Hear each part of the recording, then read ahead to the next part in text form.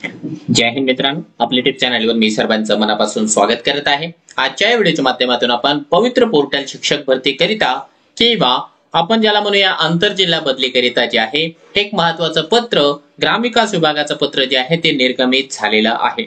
काय आहे त्या पत्रामध्ये आणि त्याचा परिणाम शिक्षक भरतीवर नेमका कोणत्या पद्धतीने होणार आहे आणि शिक्षक भरतीची सद्यस्थिती नेमकी काय आहे, जाहिराती किती अपलोड झालेल्या आहेत किंवा जाहिरात आपल्याला प्रत्यक्षामध्ये कधीपर्यंत पाहायला मिळू शकते, त्याविषयी सविस्तर माहिती आपण या व्हिडिओच्या माध्यमातून जाणून घेणार आहोत। परंतु तत्पूर्वी आपण जर चॅनलवर नवीन असाल तर आमचे चॅनल सबस्क्राइब करा, साईडचा जे बेल आयकॉन आहे त्याला देखील प्रेस करा, जेणेकरून शिक्षक भरतीच्या संदर्भामधल्या कोणत्याही माहितीची अपडेट आपल्याकडून मिस होणार नाही।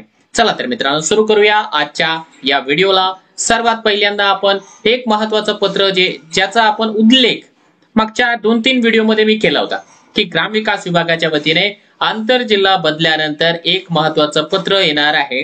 ज्या शिक्षकांना या ठिकाणी बदलीसाठी पात्र ठरवण्यात आलं होतं, बदली झाली होती, त्यांना कार्यमुक्त करण्याच्या संदर्भामध्ये आणि 4 जानेवारी 2024 ला शेवटी हे जे पत्र आहे महाराष्ट्र शासनाच्या ग्रामविकास विभागाच्या वतीने निर्गमित करण्यात आलेलं आहे।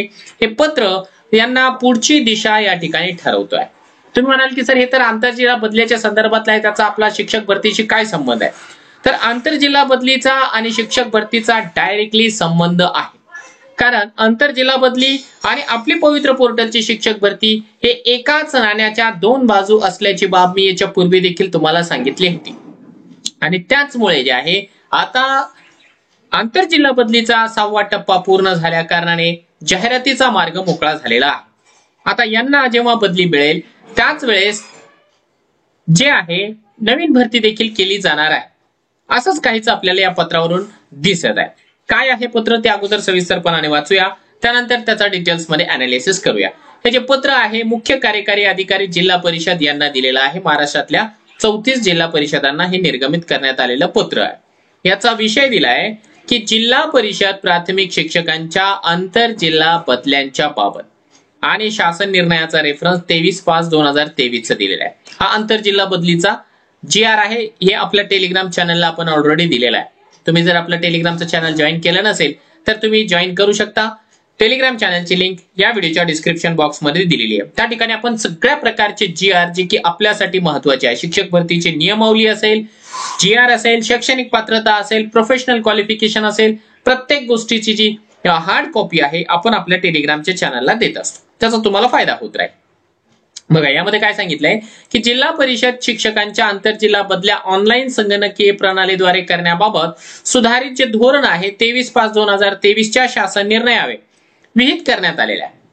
त्यानुसार आंतरजिल्हा बदलीची प्रक्रिया जी आहे विन्सिस IT सर्व्हिसेस या संस्थेकडून या कंपनीकडून करण्यात आलेली आहे।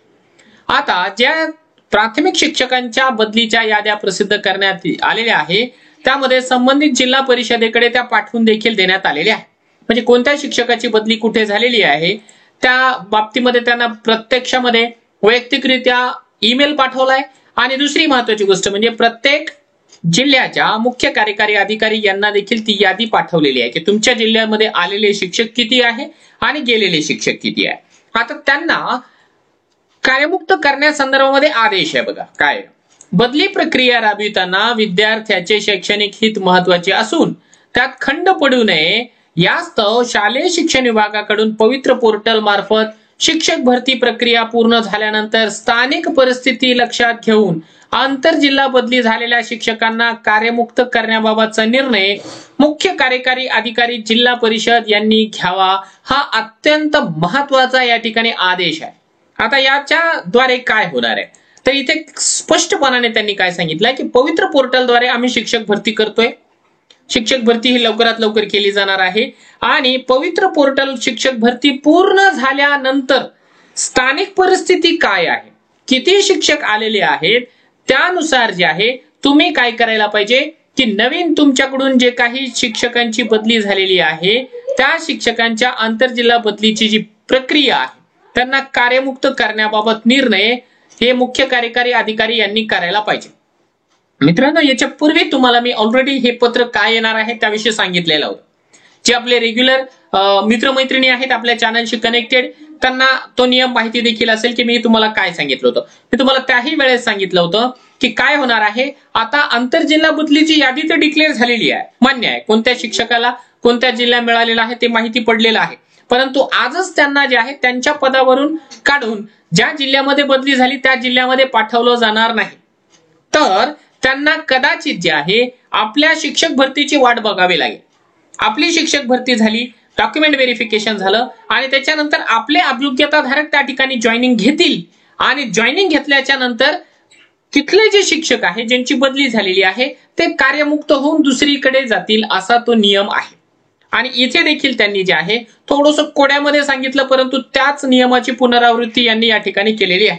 एक शब्द जोडलाय त्याने फक्त की जी स्थानिक परिस्थिती आहे त्या स्थानिक परिस्थितीनुसार तुम्ही डिसिजन घ्या.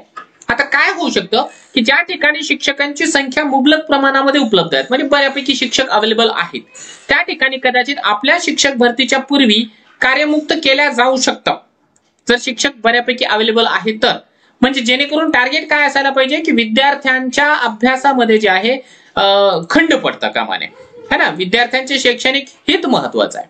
त्यांच्या अभ्यासामध्ये जर खंड पडत नसेल, पुरेसे शिक्षक जर अवेलेबल असेल तर त्यांना कार्यमुक्त केल्या जाईल. आणि ज्या ठिकाणी एक शिक्षकची शाळा आहे, द्विशिक्षकी शाळा आहे किंवा शिक्षकांची संख्या ज्या जिल्ह्यामध्ये फारच जास्त प्रमाणात कमी आहे त्या शिक्षकांना कार्यमुक्ती या ठिकाणी केली जाणार नाही. तर त्यांच्याकरिता जे आहे या ठिकाणी आपल्या शिक्षक भरतीची प्रतीक्षा या ठिकाणी करावी लागणार आहे.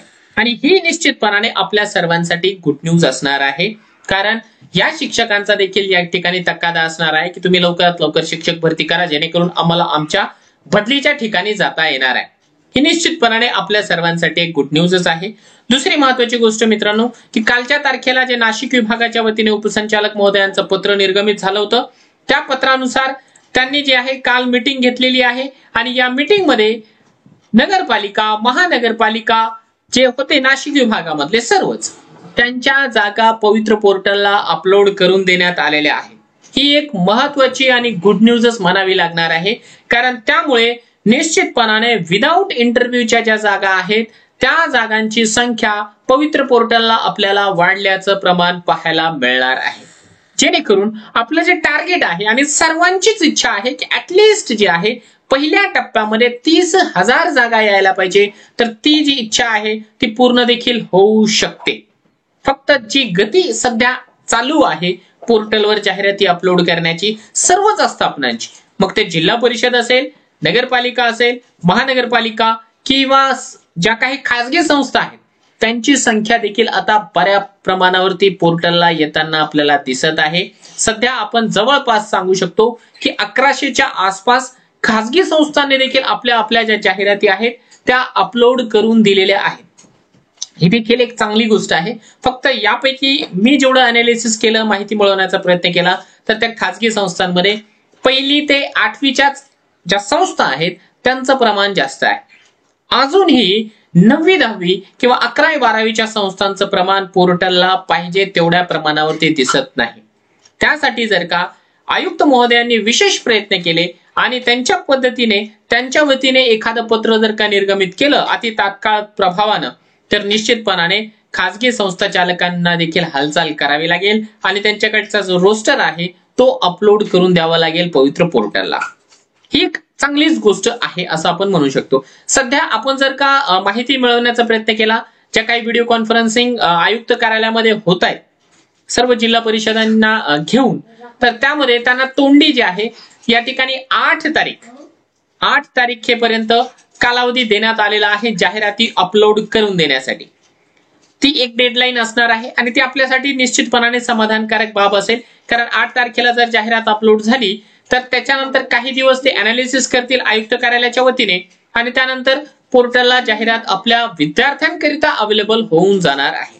आता यामध्ये जे टीईटी फ्रॉड उमेदवार होते आणि जे की सीटीईटी पास केलेले आहे किंवा बीएडच्या बेसिसवर पोर्टलला रजिस्ट्रेशन करू इच्छितात अशा उमेदवारांनी जे औरंगाबाद हायकोर्टमध्ये केस दाखल केली होती आणि त्यांचा निकाल त्यांच्या फेवरला लागला होता, त्या लोकांचं रजिस्ट्रेशन अजून देखील पेंडिंग आहे. त्या आपल्या जाहिरातीच्या सोबतच त्यांना रजिस्ट्रेशनची सुविधा मिळण्याची देखील दाट शक्यता व्यक्त केली जाते आहे. एकूण जर का सध्याची परिस्थिती पाहिली तर निश्चितपणाने आपण एक गोष्ट सांगू शकतो की 15 जानेवारीच्या पूर्वी आपल्याला जाहिरात पवित्र पोर्टलला पाहायला मिळू शकते. ही आपल्यासाठी एक चांगलीच गोष्ट आहे, कारण सध्या शासनच जे आहे, शासन म्हणा किंवा प्रशासन म्हणा, शिक्षक भरती करण्यासाठी बऱ्यापैकी उत्सुक आपल्याला दिसत आहे. आता कोणत्याही प्रकारचा अडथळा न येता पवित्र पोर्टलला लवकरात लवकर जाहिरात यावी अशी तुम्ही सर्वांनी देखील प्रार्थना करायला हरकत नाही.